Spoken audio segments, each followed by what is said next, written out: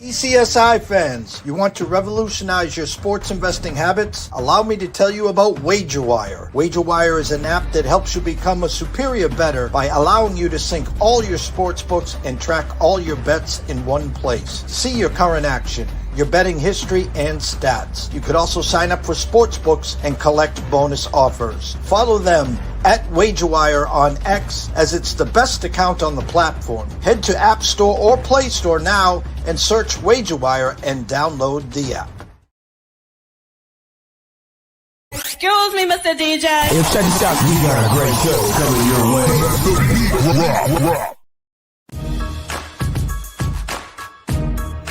From the ECSI Sports Studios, it's the Midday Market Report with Jeff Dawson.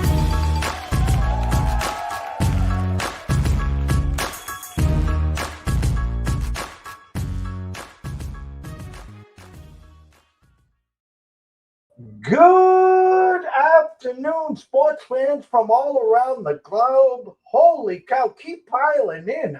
I mean, I'm watching this ticker like the storm that's coming in. It is darker than midnight right now on Cape Cod. I told Scotty, I hope we get this show in. New York Yankees already postponed. Red Sox scratch Suarez. I don't think they're going to get today's game in, but we got almost 75 people in, and we're 2 minutes in. Guys, keep coming in. Come on, we love you. Headliner today, Red Sox streak to 14 in a row, 15 tonight. Mother Nature may say something about it. First and foremost, a shout out to our proud sponsors and partnerships. It's WagerWire. Head on over to Google Play. Download the app. It is free. Travis, Zach Guy, myself, Amber, Holly, Carol, Bucks, Alan, Drew, Jacob, Matthew, the list is endless. Download the app, head on over to X. Follow the community at WagerWire, and while you're there, head on over to wagerwire.com/marketplace and check out all the slips that are up for sale there. Tomorrow, 10:05, set the dial. Wagerbird CEO Blaine Davis will be here to talk some finances in the sports investing market. So without further ado, let's send him in. Mr. Scotty Webb. What's up, champ? Hey, man. It's, what is it? Today's Tuesday. And I made some bets today, so that's good news, as opposed to, kind of fighting through it a little bit yesterday.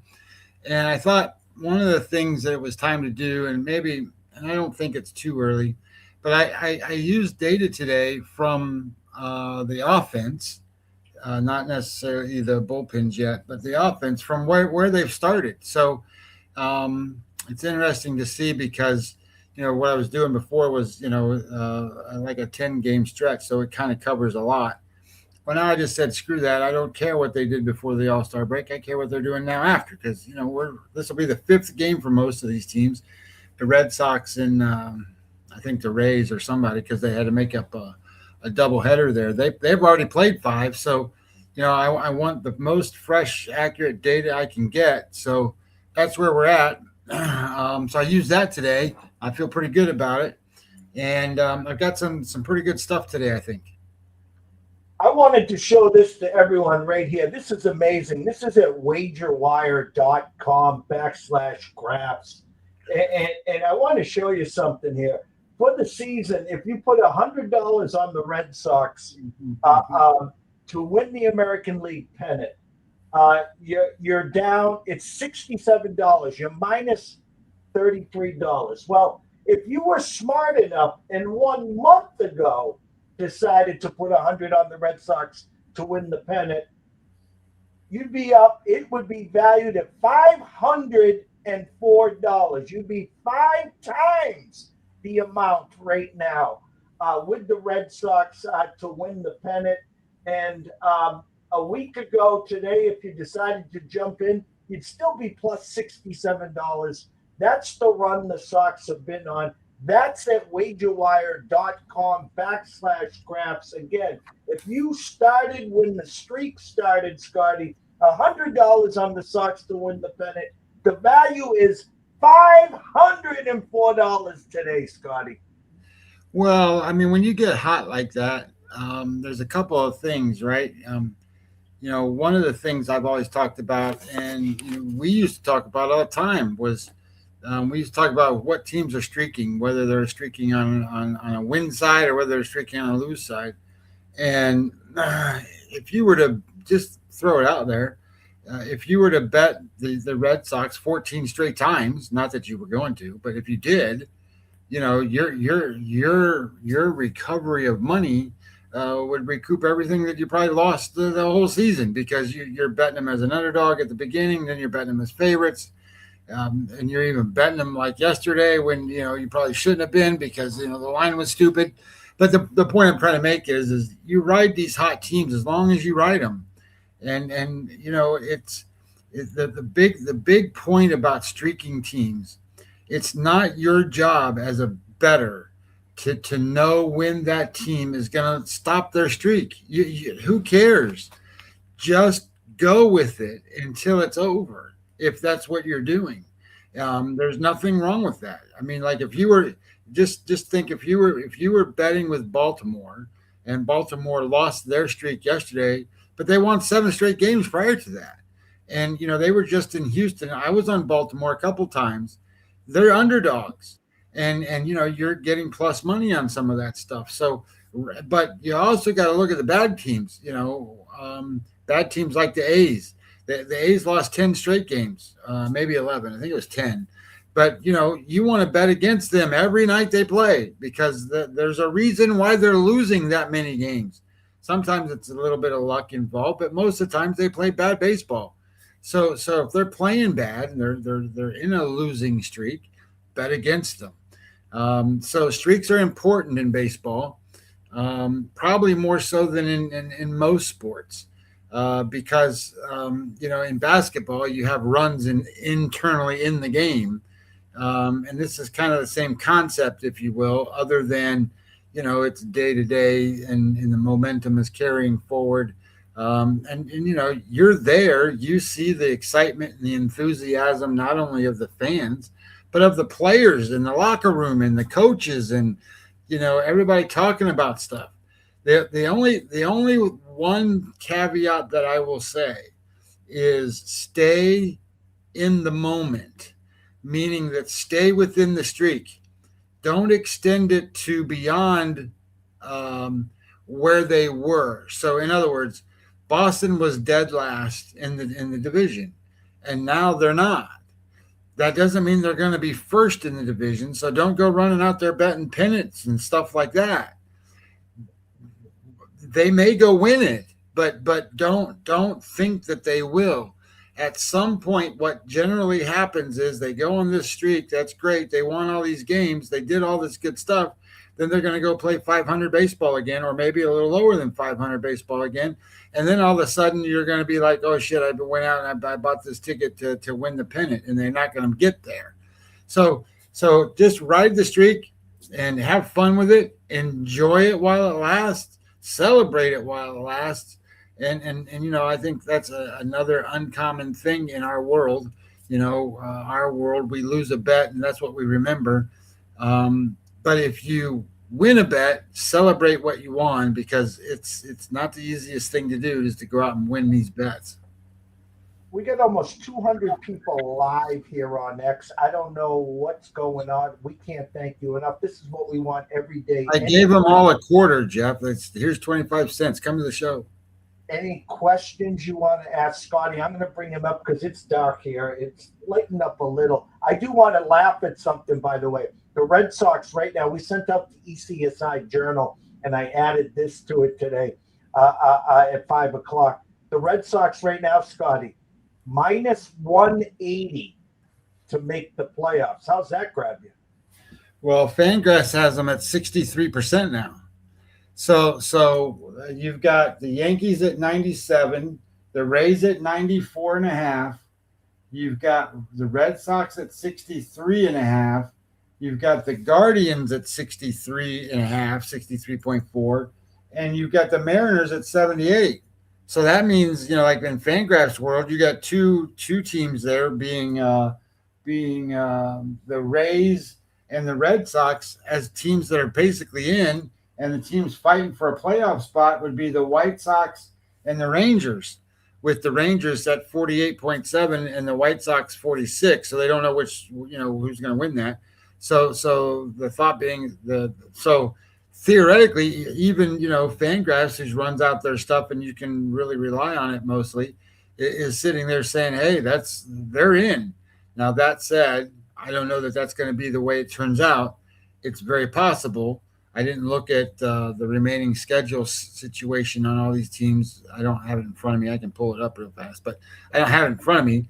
But my thought would be is that yes, they're in great standing now. So the next level of this is to determine where they go from here. So a lot of teams, and I don't know what I was doing, but I heard AJ Hinch on the radio today, and they were talking to him about the run that they're on, and that he said every single game we play right now is like a game 7. We're trying to make it. So every single game is that important to us. We're trying to win them all. And they're 7-3 in the last 10, and I don't remember what they're in the last 20, but they're really been playing very good baseball. They're in a different division, right? So they've got more of an open feel to it, where the Cleveland and White Sox are ahead of them. Theoretically, they can catch those two teams. So because they're better than those two. They got better pitchers, they got better offense. They're better than those two teams. They can get there. Their issue was in May. I don't know if people really know this, but the Detroit Tigers won 6 games in the whole month of May, and they're trying to overcome that. And they're within shouting distance of doing that as of it is now. But what he said was that takes a lot out of you as you make it to the end. And he said, it helps when your ownership group does something to keep that enthusiasm going as a trade deadline maneuver and all this stuff. And then I saw Jeff Passan write a thing out there that says, well, it's pretty likely they're going to trade Skubal. And I'm like, how are they going to do all that when they're making this big run and doing all this stuff? And basically what he's saying is they're still going to trade him because, the truth of the matter is they're not going to sign him, so they want to get something for him. And in their world, that's the best thing they can do. Well, Casey Mize had to be taken out of his last start. He got hit by a line drive, and then AJ Hinch explained that he was having some groin issues on the mound. Well, you can't have a groin issue on the mound. It's not going to work. And so those are their 2 best pitchers. If those 2 guys aren't healthy, A, and B, aren't on their best behavior, these game 7 type things, you can make that shit up all you want. It's not going to help you any. So I think it's interesting now. What's the next step level look like for the Red Sox? What are they going to do to make it so that this momentum and enthusiasm they have can carry forward further? Because they're going to run out. That steam runs out. It just does. It's just human nature. You can't stay on this high forever. But an influx of a couple different good players will change that. And, from what I'm seeing, Jeff, we talked about it before the trade deadline stuff. We talked about it saying, hey, I don't think, but there's going to be some ancillary stuff, and there's going to be like your Luis Ariz and players like that. It's going to move. But, the deals to get Joe Ryan and all these catchers that are like Langoliers and all these catchers everybody wants, think Goodman, that stuff's not going to happen.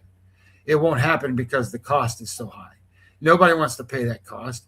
And these guys are sitting there going, well, we got this guy. If you want him, it's going to cost you 75 million arms and legs. And they just don't, it's not worth that. So I'm not sure how it's all going to play out and what's going to happen. So it's somebody's going to make a deal, though. One of these general managers is going to make a deal that you're going to go, oh, my God, I can't believe this team did that. The Rays going out and getting Skubal, for example. That would be something that's kind of off the radar a little bit. That's been talked about some. But the front runner, you know who the front runner is for Skubal? It's the Dodgers. Mm-hmm. If the Dodgers want Skubal, they'll go get him. That's what it is. And then that's kind of how that's going to play out. And then, the Tigers will get all those prospects and all these great outfielder guys that, are in the minor leagues, and maybe they'll take a pitcher in return or whatever. I don't know. So the point being is that somebody's going to make that deal. I don't know if it's the Dodgers. I'm just saying that, stuff's going to happen. Shit, they don't even want to. They're going to let Rushing be the catcher and say, okay, Smith, you can come back, right before, we start the playoff run, as well as, all my other pitchers that are, Glass now and Snell and everybody else who are sitting out there waiting to come back. So I think it's interesting. I saw that Max Fried is making one more start, and then they're going to bring him up. So Max Fried's going to come to the Yankees probably. They said that he's going to pitch in the Chicago series. I guess that's against the Cubs. So he's coming, and they're going to need him because when you're playing 20, the Yankees are playing 22 straight games against teams over 500. So we'll see what they look like when that series, those games are done. You sit there and you go, well, we'd like to just be 11-11 in that series, depending upon how many are home games. So, that's kind of how that works. So we'll see. But yeah, I think it's exciting that we have a lot of baseball conversation around the trade deadline. I think there's going to be a lot of people that are disappointed that their team didn't go out and, bring in all these guys that you're hearing names about. And, I'm seeing guys like Zach Neto now is on the list of guys that can be traded and all this stuff. Look, some of these guys aren't going to help you. I'm not saying Zach Neto, but I mean, some of them, like Joe Adell. Like Joe Adell has been talked about to go to Phillies for a long time, and everybody wants him to go to the Phillies. Well, how much is he really going to help the Phillies? I mean, he's decent, but he's not like he's going to bat what, 7th in that order. I mean, you need guys that stir the stick that are going to help you get to the goal line. And, like the Phillies, they could use an outfielder, but maybe they could use a guy a little better than Joe Adell. And now they're talking about Toronto, right? Because the theoretically, and not even theoretically, just look at the standings, Boston and Toronto just flipped. So now Toronto should be sellers. Well, they're talking about, okay, great. Well, Gosman's on an expiring contract this year, so he's available. And whatever his name is, Darsho. Varsho. I combine his name, Dalton Varsho. Darsho. He's available. Well, who in the hell wants Dalton Varsho, for God's sakes? How's he? He used to be able to catch and play the field. I will add this. The Red Sox just canceled. I was going to tell everyone, listen, don't even try to sneak it in. Ranger Suarez was going to come back today. They scratched him immediately. TBA on the makeup date. So they are not going to a doubleheader tomorrow. So right now, Yankees, Pittsburgh, canceled.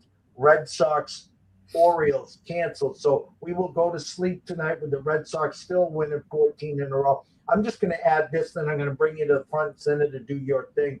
Keep an eye. Congrats to the Brewers. They now have the best record in the MLB with their win and the Dodger loss.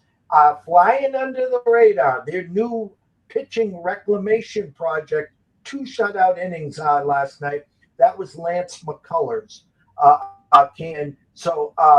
Miz was Miz for 4 innings, 65 pitches. Had some people reaching out to me like, oh my God, what's going on? When you land on 65 pitches, 4 innings, in my mind, how it works, that was set. He was on the pitch count, number 1. Number 2, they wanted to get McCullers in for a few innings. They had a guy pitch the 5th, McCullers pitched the 6th and the 7th. Keep an eye on McCullers. Last year, it was Priester. This year, it was Harrison. And here comes McCullers to the rescue. But I'm going to bring you front and center. You do your thing tonight.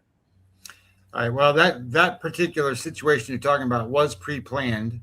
The strategy for Mizorowski is to keep him healthy, fresh, good, going into the playoffs. It's not like he's a generational talent this season, compared to some of the other seasons he's had. I mean, he's still, he's throwing 104 in the whole game, 103 anyway. So let's get into these games a little bit and see where we are instead of some of this other stuff I got up over here. All right, so the first game tonight is an interesting matchup. This is the Dodgers and the Phillies. And last night, obviously the Phillies had the better pitching edge, and they hit a little bit. So they won the game, but they had to hold on at the end because the Dodgers scored 3 in the ninth inning, and they still won. But this one you got Robleski and Wheeler. So there's a couple of thoughts that go through my head first, and the first thought is how good really is Robleski? That's number one, and then the next thought is some of these aces, and I consider Wheeler an ace, but some of these aces, they struggle against good teams. And so we need to break these things down a little bit just to make sure that we do what we're supposed to be doing, right? Like Paul Skeens, for example. Paul Skeens, this season in particular, when he faces a good team, he gets hit. And he's an ace, right? So Wheeler, he started a little later, but he only missed, I don't know, like 6, 7, 8 starts. He's been really, really good. His season is a game score 65. So remember, when we talk about game score 60 is what an ace does. 50 is an average. So if you're below 50, you're really not a very good pitcher. If you're above 50, okay, well, you're an above average pitcher. If you're in the 55, 56, 57 range, you're pretty good. Well, once you get into that 60 range, you're an ace. It's hard to hit these 60 numbers on a consistent basis because typically a pitcher will have 2 or 3 good outings and a bad one, and that bad one offsets all of his numbers. So when you're a 65, that's really, really good. So let me say this. Look, Red Sox Orioles now are a doubleheader tomorrow. The TBA has already been answered. So Robleski is a game score 62. Okay, so over the season, and he hasn't missed starts. He's got more starts in than Wheeler does. He's just as good. So he's won 10 games. He's like 10-2 or something. I'm going to tell you that the run value score, and when I say run value, I know we got a lot of listeners today, so let me explain it. So I use XFIP and I use Sierra. It's only 2 numbers I use. I don't use ERA. I don't use any of that. I don't use XERA, none of that stuff. It's Sierra and it's XFIP. There's only 2. But you combine the 2, and that's going to be called the run value score, right? So you have a run value score for Robleski of 329. His XFIP number is 345. Sierra is 322. Combine them, and you put a little more weight through the Sierra number, and it's actually 329. But that's not even close to what Wheeler is. Wheeler is 221. So the difference, right, the run value edge is 1.2 runs advantage Phillies. So as you're breaking these games down, then you go and say, well, the Dodgers have to find a way to overcome the starting pitcher gap of 1.2 runs. And then you start just looking at stuff to see where that comes. You look at the offense, you look at the bullpens, and you start looking. But, it comes to this, right? The reason that Wheeler's numbers are so good, and his XFIP number, by the way, is 1.82. You got to know what XFIP's made from. And we talked about this yesterday. XFIP, which is the predictive measure of FIP, FIP is fielding independent pitching. Fielding independent pitching is all about fielding independent pitching is all about the 3 true outcomes of baseball. The 3 true outcomes from a pitcher's perspective are home runs, walks, strikeouts. So if you're a pitcher and you can not walk anybody, strike everybody out, and not give up home runs, you don't need a defense. So that's why they call it fielding independent pitching, right? So we don't need fielding. We're independently pitching. That's what it is. So when you see a number that's really low, somewhere there's going to be a great number in there. Well, his strikeout rate for Wheeler, and if you have, it's like it's over 26%. If you're over 26%, you're in a good standing in the Major League Baseball, top 25%. If you're over 30%, you're elite. Well, Wheeler right now is 38.7. His walk rate is 5.9, which is elite again. And his home run rate is 0.89 that he gives up in a game. So that's why his xFIP number are so low. He doesn't give up home runs. He doesn't walk anybody, and he strikes everybody out. And that's where the difference between the two pitchers are, because Robleski is 27.7 on strikeouts, so it's still good, but it's not over 30%. His walk rate's even better at 4.8. And he's got the same home run rate. They have the same pitching plus number. Remember, pitching plus is where they grade the pitch quality. So the spin rate, the velocity, the movement, all that stuff. But it's also combined with the pitch mix, right? He threw a fastball, then a curveball, then a slider, then a fastball. They grade that, and they grade where he puts it. So he puts it on the outside edge. He puts it down low. He puts it high. So it's how the quality of a pitcher uses his pitch arsenal. That's what pitch plus is. Pitching plus, his number is 111. Anything over 100 is really, really good. And 111 is what they both are. So they're pretty even when it kind of comes down to where you're looking at anything else on the board. The only thing that really stood out to me in this matchup was Wheeler strikes more guys out. Well, the reality is the Dodgers don't strike out that much. So we'll see what that looks like as they go. But if you break it down even farther and you go into the batters, both teams since the All-Star break started again, they're scoring 4.5 runs a game. The Phillies ranked 9th in offense. The Dodgers ranked 20th. The difference here is WOBA, right? So weighted on base percentage. The weighted on base percentage for Philadelphia is 354. That's good. That's in the elite category. It's 305 for the Dodgers, which is in the average category, but it's really a little bit light. So they're getting on base. They're doing a little bit more damage. Philadelphia.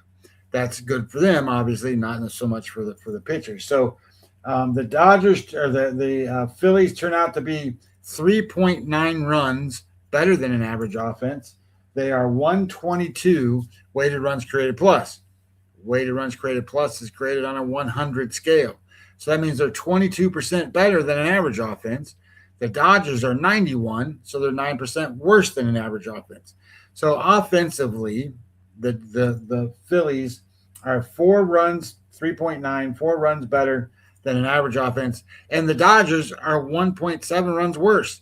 So we talked about at the beginning, did the Dodgers make up that 1.2, 1.4 run differential from the starting pitcher? They did not.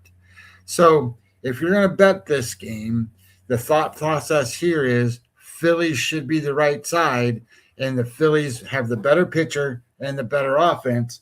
And when you're betting, right, that's the majority of the battle. The starting pitcher is going to be a lot of it. And then you want to look at the offense. Well, the Phillies offense is better right now. And the only other piece is the bullpen. And you can argue that and I'm not going to say to not argue that the Dodgers bullpen is kind of average right now.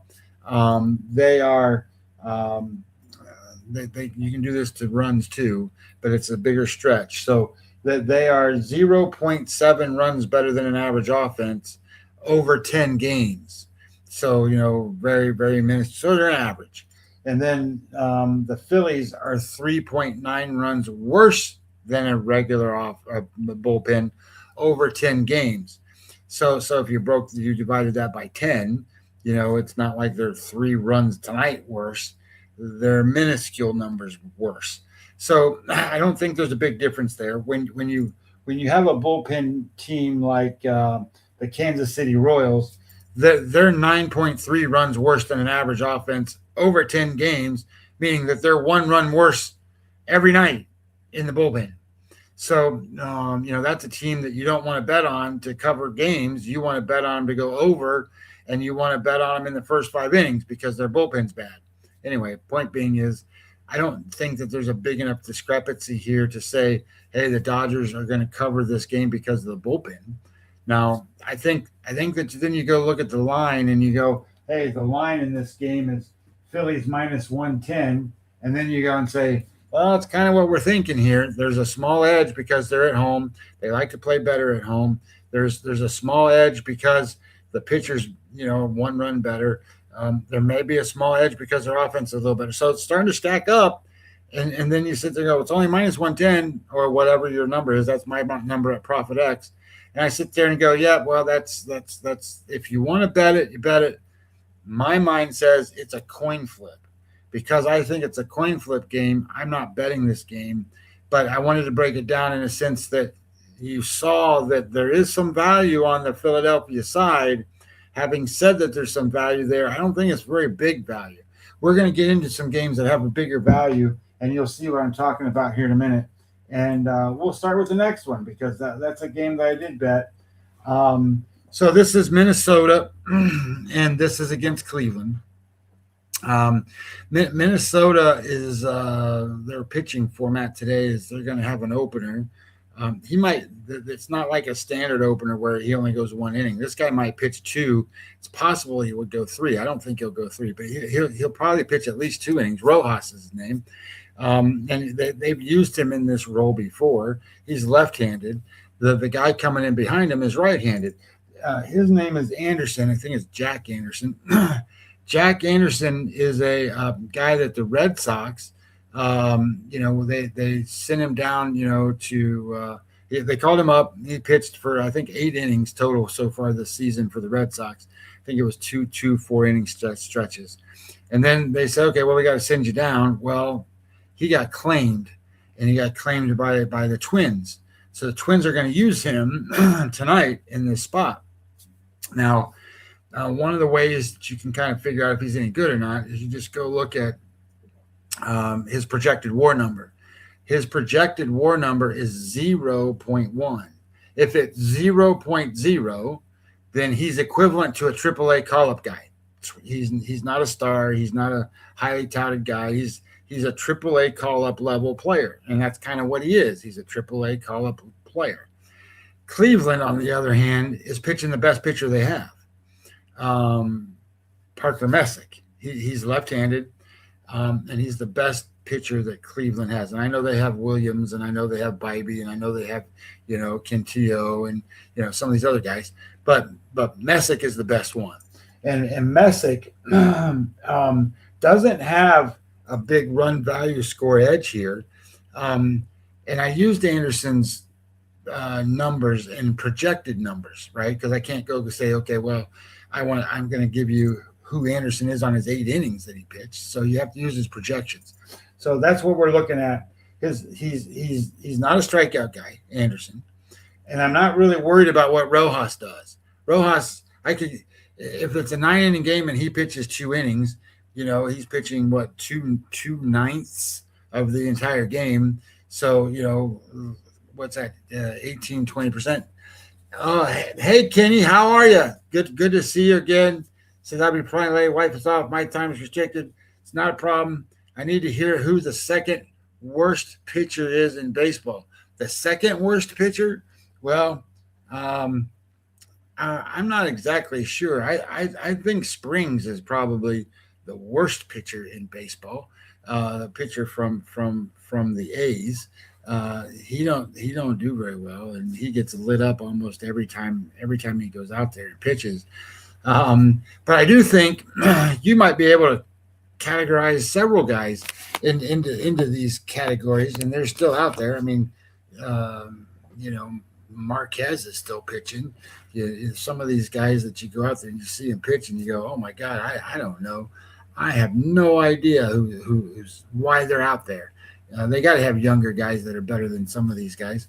The other guy for the Nationals, not Michaelis. He's been a little better. It's Lytle. Lytle's no good. Lytle's really bad. Jeff says it's Nola. You know, I know Jeff hates Nola, but it's not Nola. He's not the second worst pitcher in Major League Baseball.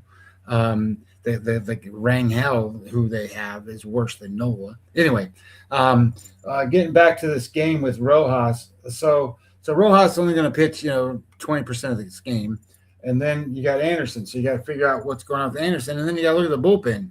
So he's a 17% strikeout guy. So 17% strikeout guy means that it's low level, right? We just said 30% is elite, 26% or so is good. He's not even at the average level. He's below average on strikeouts. So then you should be able to kind of swing that over and look at swing strike percentage, and it's 9.5. So 9.5 is a little bit more average.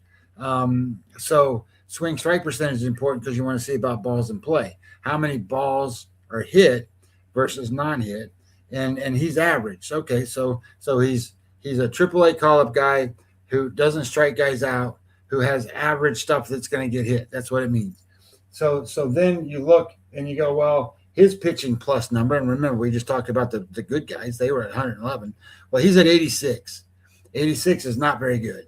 It's one of the worst ones. And today, 77, Iman is 77, and Lorenzen is 81. So there's not very many guys worse on the whole board today than this guy. So that should really favor Cleveland's offense. So then you look at it from the perspective of, can Parker Messick shut down the Minnesota team? Well, looking at it this way, his strikeout rate's 19%. It's not elite either, but it's average. His walk rate is average. His home run rate's great, 0.71. So that's really, really good. So then you look at his pitching plus numbers. It's 94 for his stuff grade, 96 for the pitching plus number. So he's using his stuff better than just his stuff. So it's a little bit of an improvement there. And then you kind of go out farther, and this is where sometimes things get lost. We talked about it yesterday. The batting average against Parker Messick is 185. They're not getting on base very much by hitting the ball. His whip rate is 0.99. So one guy maybe per inning gets on base. And his ground ball rate's almost 50%, 49.3. So that limits damage. Well, that's even better. And his RE24 score, which we haven't talked about much today yet, it's 4.5.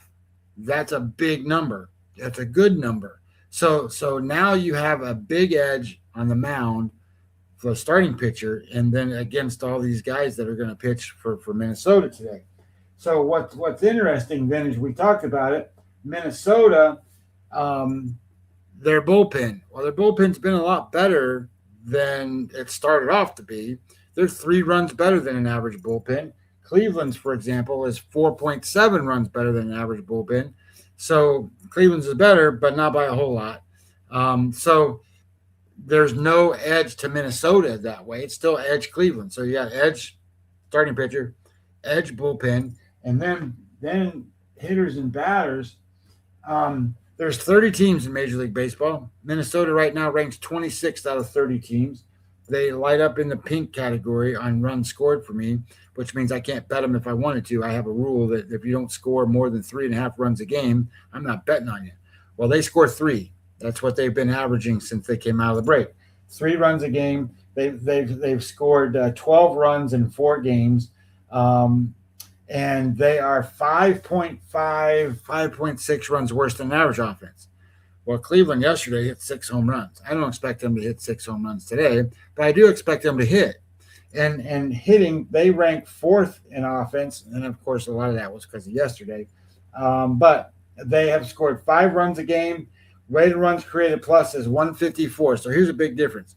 They're 54% better than an average offense. Minnesota is 83, so 17% worse. That's a big gap.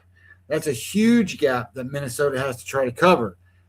But think about it. They have to cover that gap against Cleveland's best pitcher. And here's the other last little caveat to that. They are 77 weighted runs created plus, So 23% worse than an average offense against left-handed pitchers. I don't see Minnesota being successful today. I don't see them being successful against the pitcher they got to face. And I think that, their avenue for success is going to be, hey, you got to face one guy to start the game. You're going to face another guy kind of in the middle of the game, and you're going to face another guy at the end of the game. Well, maybe that'll mess with Cleveland a little bit, but I think Parker Messick keeps the game in tow, and I think that the Cleveland wins relatively handily. My computer says 5-3 Cleveland. So I'm good with this play. I bet it. That's play number one. Obviously, we don't need to talk about Pittsburgh's game. And here's another spot that I think is a good spot for a couple of reasons. Maybe some you might not think of. Tampa Bay plays in Toronto today. They won last night against Cease, who's their best pitcher. Well, now they're throwing their second best pitcher, which is Gausman, and he's going to pitch against really the Rays' best pitcher in Rasmussen. Well, what really makes this kind of a good spot here for the Rays, Rasmussen is a game score 57 for the season, so he's not quite over 60. Jeff says he called that last night on the show that the Rays were going to win, and hey, just take what we give you. It's all good, man. And then Rasmussen's going to pitch against Gausman today. Gausman's a 52 on the season, 52. Remember, average is 50, so he's a little bit above average. He's not a great above average. He's just a little bit above average. He's a 52. His last time he pitched was a 61. So he had a unusually high score that day. Not super high, but originally high. Well, the standout spot here is that Rasmussen, who is a game score 57 on the season, in his last 7 starts, he's a 61. His last time out, he threw a 19. You think he's going to throw another 19? He's not. He's going to throw a game that's going to be better than his normal. This is going to be a great outing from Rasmussen tonight. And what's really good about thinking this way is when you go back and you go, oh, well, what's going on with Toronto? Toronto's scoring 1.5 runs a game. 1.5. You're not going to beat the Rays when you score 1 run. You're not. It's not going to happen. It's not going to be a 1-0 Toronto win. It won't happen that way. So they've played 4 games. They've scored 6 runs. They rank 30th in offense. They are 52 weighted runs created plus, 48% worse than an average offense, and currently they are 7.8 runs worse than an average offense. So now they got to figure out, how do I make up 8 runs? Well, they got to make up more than that, because Tampa Bay's offense is 1.5 runs better than an average offense, so they're average. They're not out there killing it, but they're average. So now they got to make up 9 runs, and then on the mound they're about even because Rasmussen and Gausman. Rasmussen's had 2 bad starts. 19's really, really bad. It's hard to get a 19, by the way, in game score. So we'll see how this plays out. I would like Rasmussen to be really sharp tonight. I think he will. He pitched good in the All-Star game. That gives him a little bit of an edge, a little bit of an advantage there, where he at least got to pitch a little bit more. He's minus 101. I get it. It's like a coin flip. I don't really think this is a coin flip game, in a sense that Toronto can't score. So if Toronto can't score, and then you put in Tampa Bay's bullpen, who's pretty good, I still think that they find a way to get enough runs. I think Tampa Bay wins this game. So that was my second bet that I made today. We don't have to talk about Boston. If you want me to get into the San Diego-Atlanta game, I can. Here's my thoughts. Buehler's been bad lately. He was good there for a little stretch. He's a game score 47 for the season. He's a below average pitcher. He is a game score 38.9 over his last 7. That's even worse. He's a game score 16 over his last 3. He's been getting slaughtered. So until he fixes that, you bet against him. You don't bet on him. So initially, the plan is I'm only going to bet Atlanta or pass. That's kind of how this works. So then you go and say Lopez. Well, Lopez is a lot better than you think he's been. He's a 53.5 game score over his last 7, so it's pretty good. Over his last 3, he's a 55, so that's pretty consistent. He's a 49 on the season, so his early start, then they sent him down to the minors, and then he got his arm repaired a little bit more, figured out what was going on, put him in the bullpen. He's back to starting again. He's pitching pretty well. His last time out wasn't the best. It was a 40-43. But I think when you look at this game, you go and say, all right, the pitcher for Atlanta is better. The offenses, what's going on with the offenses? Well, the offenses are kind of even.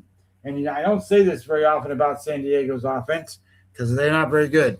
But right now, they rank 5th in offense. Number 5 out of 30 teams. That's pretty good. But Atlanta, they're number 1. The Atlanta Braves are number 1. Atlanta scoring 8 runs a game. But San Diego scoring 7. Now you got to remember some of this is competitive balance and who they played and some other stuff like that. And some of the pitching that they're going to see now versus what they were seeing before. But I do think that this is one of those spots where you sit there and you go, well, Lopez is pretty good. Their bullpen's halfway decent, and they're hitting. So I don't mind betting Braves. But at the same time, the Padres, for whatever reason, they woke up and came into the second half of the season and got bats. So is the pitcher Lopez unhittable? Nope. He's very hittable. So I sit there and think, no, I don't think I want to pay the price on this game. That line was, where's the number on that game? That number was Braves. Braves are like minus 140. I don't want to pay minus 140 on a game that I think is a little bit more competitive than that. And the bullpen for San Diego coming out of the break is rested. They were so tired going into the break. Their bullpen should be pretty good. So I'm just going to leave this game alone and not go there. Here's a game I did bet. This is Milwaukee against the Mets.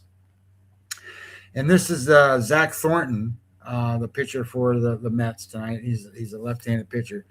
And he's going to face Sproat. So I don't know if you know how Milwaukee got Sproat, but Sproat was part of the Freddie Peralta deal from the Mets. So I think there's going to be a little chip on the shoulder for Sproat to sit there and go, hey, you Mets guys, you got rid of me over here. Look at me now, and I'm going to pitch my best against you. So there's a little bit of that in this handicap. But to break it down even a little bit farther, there's almost a 1-run edge for Sproat. Sproat is a 3.29, 3.20 xFIP Sierra guy. Did you know that? Did you know he was a 3.33 quality elite type pitcher? I know he gets shelled from time to time, but he's really good when he's not. And if he's mentally right tonight to pitch against the Mets, I think he'll probably do that. The other thing is Thornton, he's only thrown spot starts. He started, and then he threw I think it was 7-8 days ago. Well, not including the break, but 7-8 days ago, he threw a game score 79. And then about a week before that, he spot started, threw a 68. Well, a month before that, he threw a 40-something. He's not a 68, 79 game score guy. So now he's thrown 3 times. People have seen him a little bit. They know a little bit more about him. And the Brewers aren't one of those teams that you go out there and go, well, it's Aaron Judge. He's got to hit home runs to win. They get scoring from anywhere they can, and from all kinds. Joey Ortiz is hitting crazy numbers right now. He's over 300 in his last 2 weeks or something. So it's a lot of different players that can produce for the Brewers. So I'm not really worried about Thornton. Now Thornton is not a big strikeout guy. His strikeout rate's 18%, whereas Sproat is a big strikeout guy, 31%. Remember, we said anything over 30 is elite. He is fantastic, very good. What he has to do to be successful is he's got to control the strike zone. He's a walk machine. He can get bad. His walk rate's 9%. Sometimes it's in the double digits, so it's actually going down. So I think he's getting better that way. We'll see. He doesn't give up home runs, which is important when you're facing the Mets. And the other thought is again, batting average against is 185, and I don't use batting average as a big thing other than on base type stuff. And so they're not getting on base from hitting it. The whip rate's 104. I like the idea that the Mets are going to have to hit to get on base. Now, they might get a walk here and there, but they're going to have to hit. And then when I look at the offense for the Mets, if I go there, the Mets, they're scoring 3.5 runs a game. Well, that means I can't bet them if I wanted to. And then number 2, they rank 18th in offense, 21st in isolated power. So isolated power is you take basically the slugging percentage and you subtract out the batting average and you get a number. And that shows you the extra bases. It shows you as doubles and triples and home runs. So it isolates how good they are at power damage.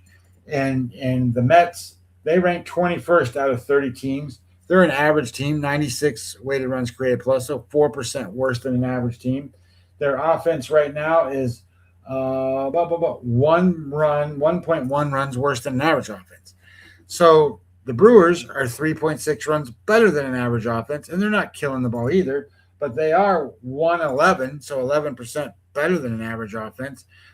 They rank 10th in offense. So you got a top 10 offense going against an average spot pitcher and a kid that might have a chip on his shoulder to go after him with. I kind of like that idea. So I bet on Milwaukee. The number in that game, by the way, in Milwaukee, the number was Milwaukee is minus 127. So let me ask you this question and think about this from a line maker perspective. My number in the game is 160, by the way, Mets, 160. So I'm buying them on sale as far as I'm concerned. And the reason that happens is Jeff mentioned it at the beginning of the show. Who's got the best record in baseball? It's the Brewers. They got the best record. Now, in my power ratings world, they don't. The Dodgers do, but they're second. So then you go and say, well, where's the Mets in that order? Well, the Mets are an under 500 team, and then they're an over 600 team. What is it exactly? It is a number that says 584. So 584 win percentage, right, against a 495 win percentage. That's going to be a pretty big gap. And then when you go and say, hey, Sproat, you're a little bit better than this kid Thornton, not a lot, but a little, that widens the gap even more. And then it's a home game. The line shouldn't be 127. It should be more 140, 150, somewhere in that neighborhood. So I think people like to go back and look at this Thornton kid and go, hey, he's made 3 starts. 2 of them were pretty good. He's going to pitch good again.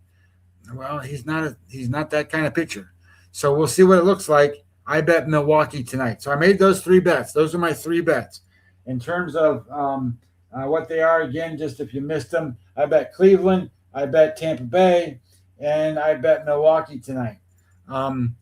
San Francisco, Kansas City, if you want me to get into that, I will. I just that could be one of the worst games to have to try to figure out. The White Sox in Texas is interesting. My computer likes Texas. I like Rocker. I don't know how many people like Rocker, but here's what I bet you don't know about Rocker.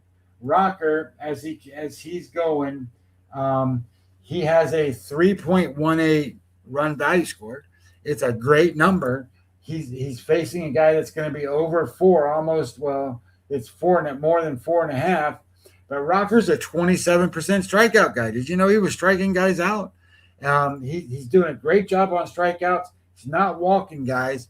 His problem is he'll give up home runs. So if he can keep the ball in the yard, and I'm not sure he can against the White Sox, but he should be able to. If he can keep the ball in the yard, I think they win this game, and I think they win this game fairly handily. But I didn't. What was the number in this game? There was a reason I didn't bet him. I got him on my list and scratched him off. And where is it? Minus 112 right now. Minus 112.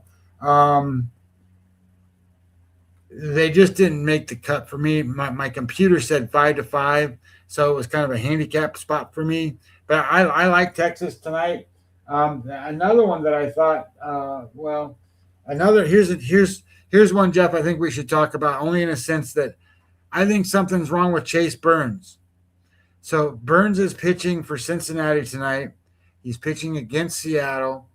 I love Chase Burns. He's 7-8 strikeouts a night guy. You shouldn't score very many runs, and Seattle can't hit. So that matches up perfect for what you want from him.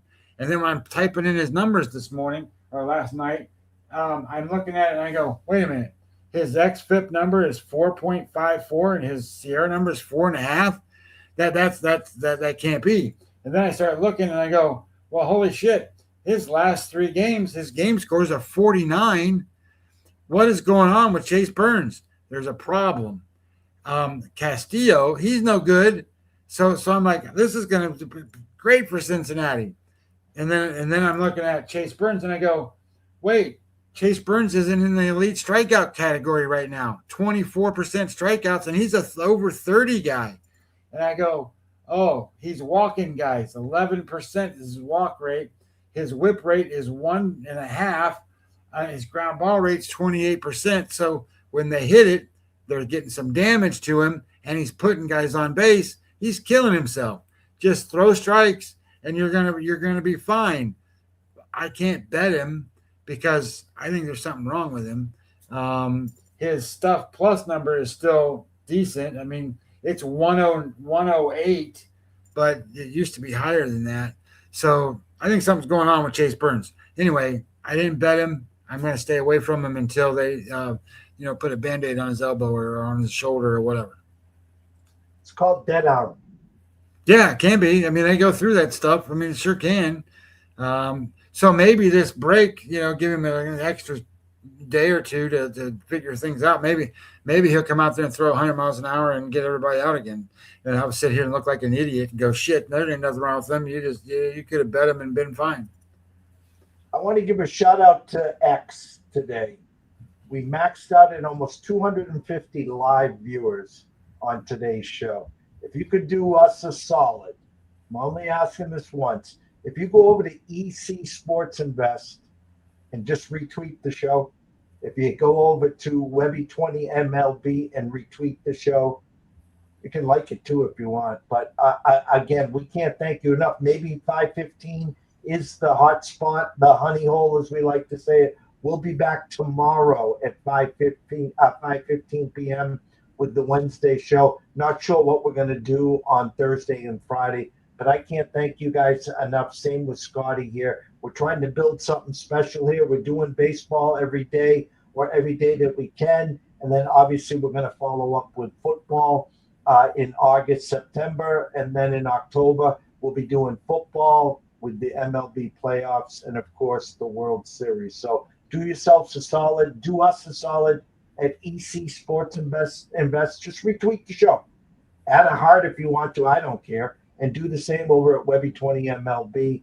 And while you're there, follow Scotty, and then just click the link and add your email to the Substacks list. Again, almost 250 live just on X today, and we're doing about 250, 300 now on YouTube a day. So we're getting close to 1,000 views, Scotty, between YouTube and today at X. So got to be doing something right, sir.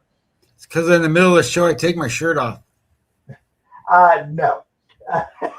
Shout out to Kenny Magner. Shout out to the rest of the crew, wherever you are. PB, Rocket Sauce, Mr. Lucky, Dr. Lance, everyone. We can't thank you enough. Enjoy yourself. Be careful on the games back east. They changed the Dodgers and Phillies start time now to 7:40. First pitch there. So again, East is a little sketchy.